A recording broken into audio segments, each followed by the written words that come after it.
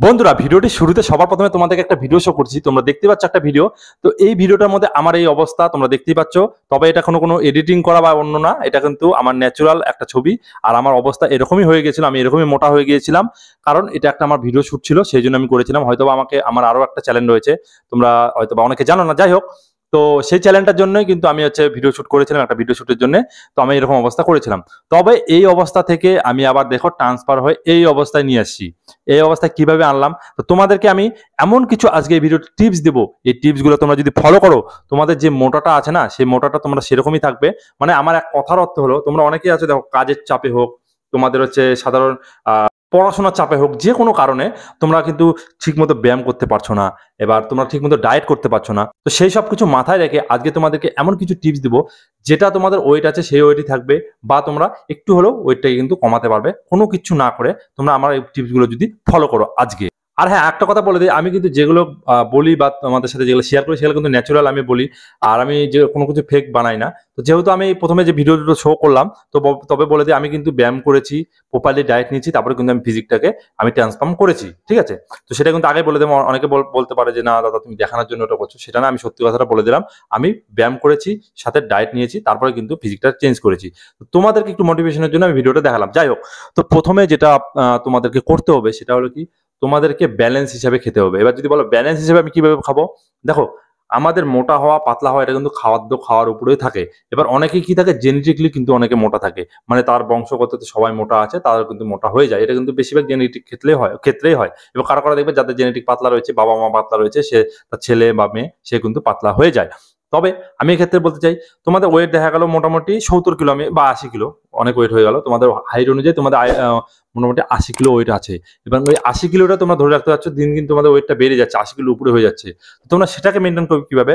আমার একটা টিপ হলো এটাই, তোমরা যখন খাবার খাবে, প্রথমত তোমরা খাবারটাকে ভাগ ভাগ করে খাবে। ভাগ ভাগ বলতে কি হলো, তোমরা নর্মালি যে খাবারটা খাও, ভাত হোক যেটাই হোক, বাড়ির যেটা খাবার খাও, সেটাকে তোমরা একবারে খাই নাও। যখন খিদা পায় তখন তোমরা একবারে বেশি করে খেয়ে নাও, এটাতে সব থেকে বেশি ক্ষতি হয়। কারণ কি, যখন তোমরা এরকম একবারে খাবারটা খেয়ে নেবে না, তখন কি হবে, আমাদের যতখানি ক্যালোরি বা আমাদের শরীরে যতখানি খাবার দরকার পড়লো, সেই খাবারটা আমরা খেয়ে নিলাম, বাদ বাকি খাবারটা আমাদের ফ্যাটে স্টোর হয়। তো তোমাদেরকে সেই ফ্যাট স্টোরটার থেকে বাঁচতে হবে।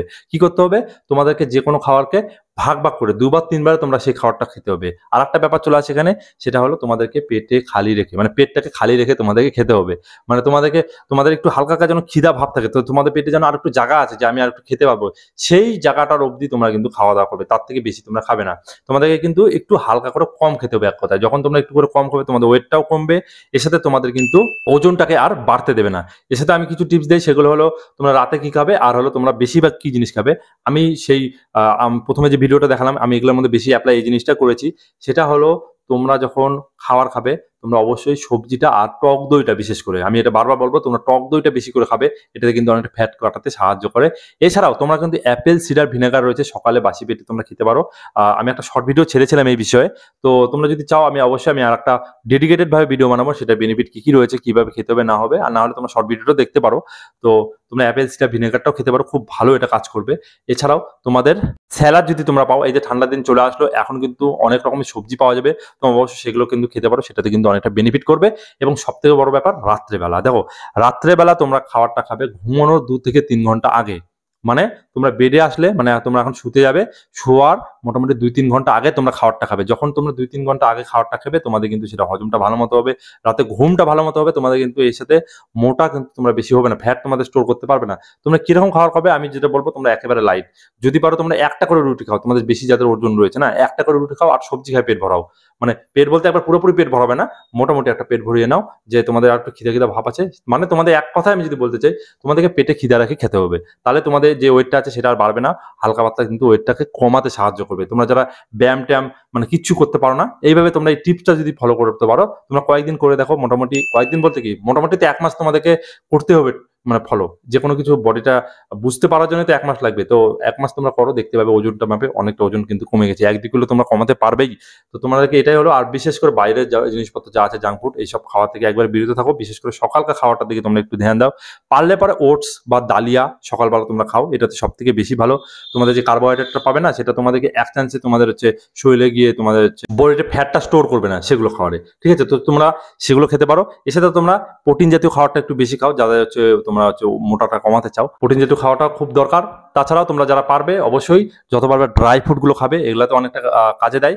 আর বিশেষ করে অবশ্যই রাত্রে খাওয়াটার দিকে বেশি ধ্যান করবে, রাত্রেই মেন, কারণ আমরা সারাদিন যেটাই খাই, আমরা সারাদিন কাজকর্ম এটা ওটা করে কিন্তু আমাদের ক্যালোরিটা বার্ন হয়ে যায়, কিন্তু রাত্রেবেলা আমাদের সেটা বার্ন হতে পারে না।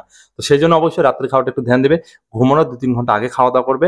খিদা লাগুক না কেন, কি হয়েছে, একটু খিদা না কষ্ট করলে তোমাদের তো শরীরটা ফিট থাকবে। আর এছাড়াও তোমরা হচ্ছে তেল জাতীয় খাওয়াটা একটু কমই খাবে, যতটা পারবে তেলটা কম ব্যবহার করার চেষ্টা করবে বাড়িতে। তো তেল এগুলো যত কম খাবে তোমাদের ভালো হবে। আর তোমরা রাতে পারলে 1টা থেকে 2টো রুটি খাবে, খিদা থাকুক, তোমরা সবজি বা তোমরা ডিম হোক মাছ হোক এগুলা খাবে, ঠিক আছে? এগুলা থেকে তোমার কার্বোহাইড্রেটটা এক কথা কমিয়ে দিবে, যত কার্বোহাইড্রেট আছে না সেগুলো কমিয়ে দেবে, দেখবে তোমাদের কিন্তু রেজাল্ট পাচ্ছে। তোমরা 1 মাস তোমরা ট্রাই করে দেখো, তোমরা একটু হোক রেজাল্ট পাবে। আর পেলে পর অবশ্যই আমার চ্যানেলটাকে সাবস্ক্রাইব করে তখনই যদি রেজাল্টটা পাও। আর কোনো রকম প্রশ্নের জন্য অবশ্যই আমার ইনস্টাগ্রাম আইডির উপরে দেওয়া আছে, কি করছো ফলোটা করে দাও, আর চ্যানেলটাকে সাবস্ক্রাইব করতে কিন্তু ভুলবে না। আজকের মধ্যে এতটুকু, সবাই ভালো থাকবে, সুস্থ থাকবে। Thank you, take care, bye by.